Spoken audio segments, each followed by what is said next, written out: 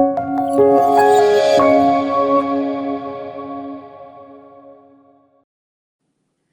everyone, Rebecca from Practice by Numbers. Welcome back to Partner Pairings, the segment where we sit down with the people who are building the tools and the teams behind great dental practices. I am thrilled to have our guest here today, Cory Pinegar, founder and CEO of Reach. Cory, thanks so much for being here. Hey, thank you for having me on. It's good to see you. Yeah, absolutely. Great to see you. So I'm going to kind of get out of the way real quick and just let you tell this one, because the story of how Reach started, it's better than really any introduction that I could tell. So can you take us back to December of 2016?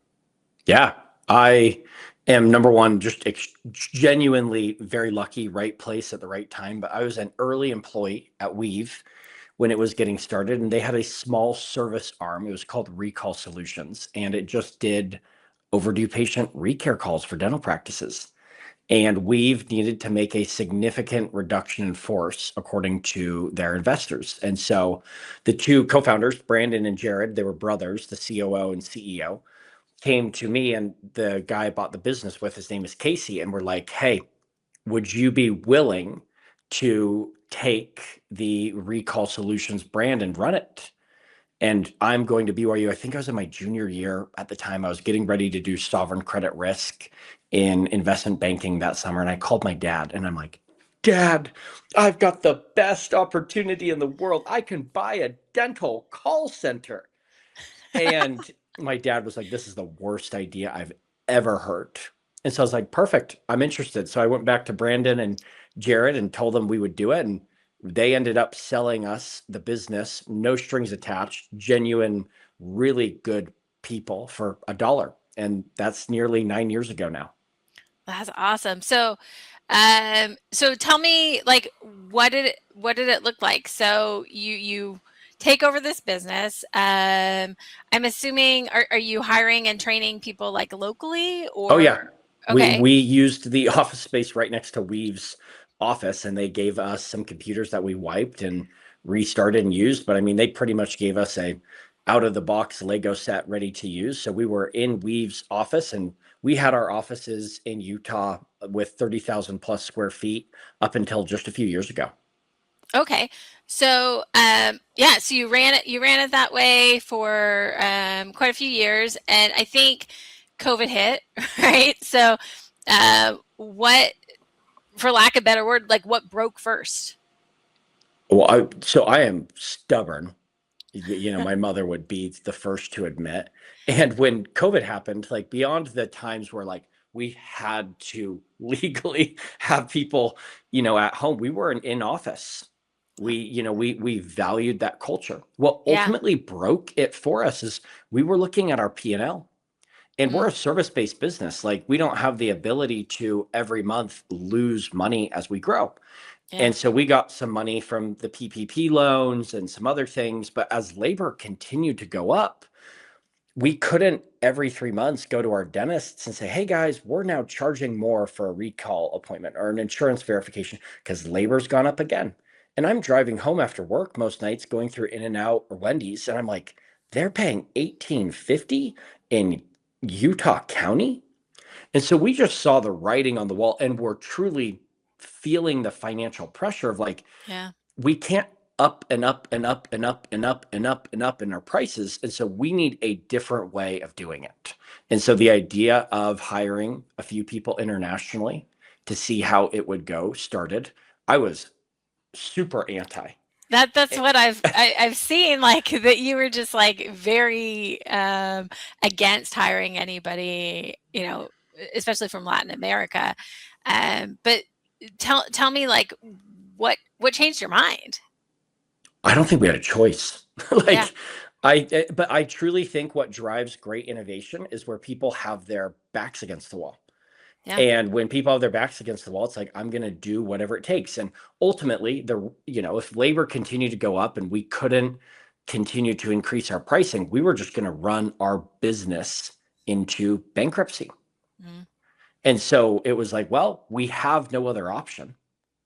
AI is not this hot topic subject that it was back then. So it's like, well, I'm not a huge fan of it, but let's test it out. And I think the reason that I wasn't a huge fan of it is growing up, I was a Wells Fargo credit card customer, still am. And you go like you're 14 or 15 or 16 and your debit card pin gets locked. And so you've got to call Wells Fargo and you talk to someone internationally and you're like, what are you saying? Oh, sorry, I can't help you. Like, and it's these horrible experiences. So I think I just had a lot of preconceived misconceptions in my head based on my own experience. So when people Yeah. brought it up, I'm like, no, we are boots on the ground in office. We're good culture. And because there was no other option, we Right. had to test it out. Yeah. And now I know what, you know, I think all of your Reach employees are all international employees, and I've spoken with many of them, and I would never know that they were anywhere other than the United States. Like everyone speaks very very articulate English, and I think that says a lot about just our misconceptions and how we had perceived these call centers from the past. So let's do this. Let's take a look just kind of about the problem that you built this for, because you were talking about recall, right? Um, but I think a lot of it is about the phones and calls, and I've seen a lot of numbers. I hear these numbers get thrown out quite frequently through Reach, and it's about inbound calls. I think you said like 32% about inbound calls don't get answered during business hours. I have it written down. Let's see, 97% of people who hit voicemail never call back, and then front desk turnover runs around 29% a year. So what I appreciate about is just, I mean, you talk about, because I follow you on LinkedIn. If you don't follow Cory on LinkedIn, you should. But that you don't blame the front desk team members. So say more about that, because I think a lot of owners, they hear like this miscalled number and they freak out. They immediately say, "Oh my gosh, my team isn't answering the calls." Like it's a people problem. Can you talk through like what Reach is solving for there? So when things fail in business, there are two systemic failure points, and you just need to root cause analyze and say, is it a people problem or do we have a system or a process issue? And as we've all heard, there are things that are built to fail. And Yeah. there's a great quote that says, like, if you're the, master of, the jack of all trades is the master of none. Well, let's think about what a dental front desk team member does. Check people in, check people out, take payments, verify insurance, submit claims, work on denied claims, work on adjudication, take payments as people come out, talk to Henry Schein when they're dropping off new things, get cold calls from vendors like you and I. Yeah. And that is just the start. Think about the original name, dental front desk receptionist. A receptionist in the horse and buggy days. If you and I are living in Texas and we're pulling up on our horse, you hop off, you walk in, the receptionist checks you in, takes you back. When you come out, they schedule your next appointment if they're doing that, and they take your money. We then had other things come on, and we just added more to the front desk, added more to the front desk, added more to the front desk, when really it was designed as a way of checking people in, taking payment, and checking people out. And so when people say, oh, I'm missing phone calls, of course you are. You gave them 20 jobs. At Practice by Numbers, you have a legal department, a finance department, a sales department, a support department, a marketing department. In Yeah. dentistry, we take everything, put it in that is not clinical at the front desk, and then expect it to work. When other businesses have dedicated staff in these verticals, it's not the staff at all. They're incredible, but they are Yeah. pushed to the absolute limit because everything is coming at them. Yeah. No, I couldn't have could said it better myself. So, so let's say you do have this. Let's say I'm a dentist and my office manager, she or he is at that point of um, that not entirely burnout, but they're at that point because there's the quite a bit. of attrition happening in the dental industry. I mean, man, the things that office managers, office team members kind of have on their plate, and I would say in some offices put up with, like it's just astounding. So let's say I am a dentist who's like, okay, we need some help, and I'm thinking about like, do I hire another front desk team member? Do I have the budget for that? Like, who are your clients who come to you, and where would this be like the perfect fit for that office who's really struggling right now, but they're kind of scared about having somebody who's not going to be sitting in the office every day? Number one, it is scary. Like it was scary for me. And the only way that you figure out if it works for you or not is the proof's in the pudding. And we have to, as a provider, deliver good experiences that are different or break down these misconceptions. But where we help practice is the practices that fit us know they're missing opportunity, know that they're struggling with cost, or know that they're struggling to hire and retain good people. But if you're missing 30% of your phone calls, you're leaving meat on the bone. There's opportunity to drive better patient care and drive the revenue and profit of the practice up at the same time. And so practices come to us in those three buckets. Some just come saying, I've had a job on Indeed for 6 months and I'm in this niche part of the United States. I'm in Seattle or Portland, and I just can't hire at the rates that work for me. We Yeah. have other parts where they are just overloaded, and I haven't even touched my recare list in 6 months. And so when people then know the core issue, we can then help get the team members that are trained to do these tasks to help come in there and get those jobs done. Awesome. So break it down for me. Like, like how does placement work? Like, who am I getting? What I guess duties or pieces of the business do they own? Kind of where do I fit this team member into my day? So we, at the end of the day, like it's very generic, but I'll explain why, are in the business of providing cost-effective, reliable, and engaged people. One practice may need help on the phones. One may need help on just submitting claims and patient billing. But if we're in the business of providing really good people at a cost-effective rate, they can play a bunch of these different roles that don't necessarily need to take place at the physical front desk. Do phone calls need to take place at the physical front desk? No. Should insurance verifications take place there? Hell no. Like there's certain things that just are overwhelming. And so when a practice then says we're struggling to get these things done, we can provide a team member. And the practices then come and say, here's the soft skills that work well for us. Here are the communication styles that work well for us. We go out there and custom source 3 to 5 people for them to interview so that they can come back and say, Rebecca, Cory, Jonathan, whoever it might be, is the person I want to be a part of my team. It's not, oh, Rebecca, you're really going to like so-and-so. And it feels like an arranged date and Yeah. not really a member of your own team. Our job is to help you get someone that can join your team. Yeah. And one of the things I really admire and love about Reach is the Reach Academy. Can you tell our audience a little bit more, Cory, about the Reach Academy and kind of what happens on day one? I think the idea of generic training just does not work. As we know, there's 180,000 physical dental practices in the Yeah. United States and Canada. And so everybody's got a different PMS. Everybody has a different patient engagement solution.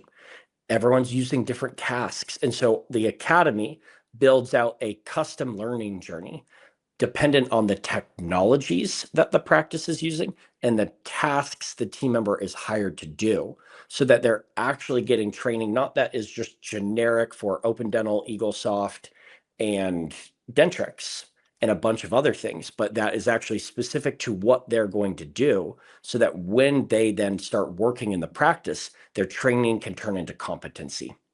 Yeah. Instead of losing like what 3 weeks teaching somebody what you know, let's say a recall or SRP is, like you're welcoming a team member who already kind of speaks the language. And I think that's the difference between, a new hire and a new headache. So Um, And there's not time to train in practices. Like we're talking about how the yeah. front desk is already overwhelmed. And then we're saying, Rebecca, pull up a chair and train this person for the next couple weeks. If And that, we can help get that off the ground, it alleviates pain for everybody. oh, absolutely. Like how nice would it be to be like, oh, okay, you're competent. You know what's going on. So the other half of this is kind of visibility, and that's the part I get excited about because at Practice by Numbers, we think about visibility and tracking, and I know one of the things that does set Reach apart is your performance tracker. Can you just kind of give our audience a quick highlight of what the performance tracker is through Reach when when a dental office does hire a remote team member? There is a great quote that I'm going to find here when Okay. performance. There we go. I already found it.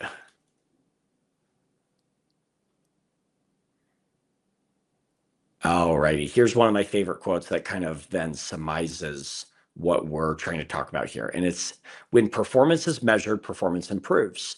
When it is reported, it accelerates. We believe that the front desk is almost like a black hole of data. How do I Yeah. know how Cory's doing in the front desk? Oh, he's good. He's busy. I love sports because the scoreboard is damning. It's clear who is winning, who's losing, and who's bringing a lot of value. The goal of our performance tracker is then to allow the value, the scoreboard, and the understanding of what contributions our team members are making to be really clear. Remote work, you don't see that Cory was on the phone all day long. But if we can then show what he helped get done, the number of new patients he scheduled, the number of recare calls he went out there and made, the number of dollars we were able to collect that were overdue, then it's very easy to see the value that remote team members bring to your in-office team. Yeah. No. I I agree, and I think that that's great. And again, here at PbN, we're all about all the Oh no, numbers this and is that like transparency. So this is fits hand in hand. it's the natural fit because you guys are exposing where practices have the opportunity to improve. Yeah. Our goal is to then bring the people who can help get it done. Yeah. And when we're speaking about people, it's been a buzz and all, really for the last couple of years, but in all the social media groups and this AI receptionist, right? Practice by Numbers, we just launched our AI receptionist, and it's really meant to assist in those times where the team members can't assist. But AI can't do everything. It's really good for some things. I know you have some clients, I'm sure, who are using an AI receptionist alongside their remote team members. Have you found a place where there is this great harmony between the two? So I don't think there's great. So, and I don't mean it in a negative way, but I still No. think people are figuring out the duality of it. Long Yeah. term, though, there's a concept called human in the loop, Yep. and there's places where automation and technology do the job more efficiently and effectively than a human can. And there's times where people need that human touch or that human guidance or governance. My dream phone system of the future is where you're using these attendants to then have the automation take care of what truly is. If I'm calling saying, hey, I'm just calling to check, is my appointment still at 2 p.m. tomorrow? Yes, we're excited to see that. Does that need a human? Probably not. It's more efficient to be automated. Yeah. But then if we can, in those moments where someone's kid gets hit in the face by a baseball and has, blood everywhere, they're a little bit panicked. This is the first time something like that has happened. They want to talk to a human. Delta Right. cancels my flight. I'm sure you travel all the time. Like, I'm just banging the 0 button until I can talk to somebody. Oh yeah. And so I think having both of those matters. Like, AI is another form of technology which just elevates humans to be able to do more. The nail gun and the carpenter. There's not less carpenters in the world today because of the nail gun.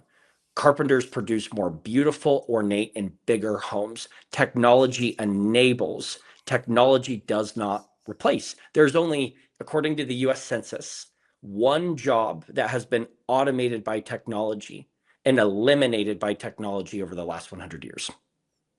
Well, what's that one job? I know it's a big T. Well, you got to guess. What do you think? One job that has been it's Well, I don't know if in the, I would say it's a telephone operator. Like instead of Close. plugging in the cords. There's still a minimum amount of that, but so in terms of going to zero, there's only one, and it is the automation of elevators. Because back in the day, when you clicked a floor, Ah, someone actually is would he? like Yeah, manually take the elevator up and down. But you look at airline pilots, the vast majority is done automatically. ATMs. yeah, When ATMs came out, people said the bank teller is done. There's more bank tellers per capita today in the United States than pre ATM. Carpenter nail guns. yeah, History is the greatest teacher or predictor of what the future can look like. And we have been able to elevate and delegate more and more and more to be focused on the new and unique things that require human connection. And that's just going to continue to happen. yeah. Oh, I love that. Um, well, so I think you're absolutely right. There's certain things that, AI receptionists can take care of for you, but there are those moments where talking with a human is just for the experience of that patient, um, is something that you want for your dental practice, right? And so, I want to go back just real quick, and then we'll kind of wrap up here. But we talked about training with Reach Academy. We talked about visibility with your tracking, and those are like two of the three things that really make that placement work. I mean, the third is like who you hire in the first place, and um, I've heard like Jonathan and Bo on your team talk about ownership being the filter, like finding somebody who really cares about how their work turns out rather than somebody who just does the job. How do you find that? So we are imperfect, like a very real disclaimers, we are learning like any other org, but where I think we have a very unique opportunity is we take an incredible amount of job applications. So in a typical month right now, we hire about 100 to 150 new people. We take on average 30,000 new job applications a month. Oh, wow. Now we have about 50 full-time recruiters, and we then, before even when someone touches a recruiter, they go through a more AI interview where we're actually assessing communication styles, personality characteristics, and other trends like their TOEFL score, their accent. And so the goal of this year is to really sift the wheat from the tares from, we can then look at the people who interviewed in the past and said, Rebecca's a killer, Cory, he stinks. What are the patterns from their interviews? And because it's agentic, we're then improving all of the time by feeding in who are the killers and who are the wrong people to then say, search more of this, search less of this. And we're then able to we're not focused on, oh, does Rebecca know how to verify insurances for Blue Cross Blue Shield Anthem of Colorado? No, we're looking for those core characteristics of Yeah. attention to detail, consistency, and ownership, because Blue Cross Blue Shield of Anthem Colorado, mouthful within itself, can be taught. But if we can help bring the right core characteristics, not just for here and today, but for tomorrow and sustainability, that data at our scale allows us to be smarter and smarter and smarter going forward on helping pick and show to the practices the true winners who have a chance. And in a typical month, if we're only hiring about 0.2%, we can sift the wheat from the tares and Yeah. get the right people to practices. Yeah. And so often if you're looking for somebody who you want to fill a role in the office, like it's like, are they good enough? They're good enough, and this way they don't have to settle for good enough, right? Um, yeah. Like anybody who I've spoken with, and I speak with a lot of dental practices who use Reach employees, they say amazing things just about how much ownership really that employee has within their practice. They're a team member. They're just not in the office every day, right? My mind has been blown in a very humbling way of how good these people are. And we are so fortunate. I am so fortunate to be born in America where I was given the freedom of good education. The reason we see so many job applications is because working for an American company is prestigious Just like if you went to Harvard or Yale, that's like, whoa, you work for an American company. People are like, whoa, and you earn legitimate income. And so why do you see that ownership and that level of care? Because this is the real deal. This is Yeah. not just a tire kicking job for them. This is a career. The money matters where they live, and the prestige and the growth really is real and meaningful to them. Yeah. Well, before I let you go, I have some like quick questions for you. So what's the most common thing a practice gets wrong in the first month with a remote team member? Because people put remote under outsourcing, they think of it as like a snap of a finger. A remote team member, even though we can help with training, help with setting goals, and help with integration, you still have to show them this is how we do it at our practice. That's work. It pays off in the long term, but it is not this like instant snap, you're good 33 minutes later, like when you plug in the software. I wish it was, but it's not. Yeah. No. And because your dad gave you bad advice early on and you were like, nope, He I'm was going to do probably good advice. it. I was just stubborn enough to prove him wrong. Yeah. So what's the best advice your dad's given you since that dollar conversation?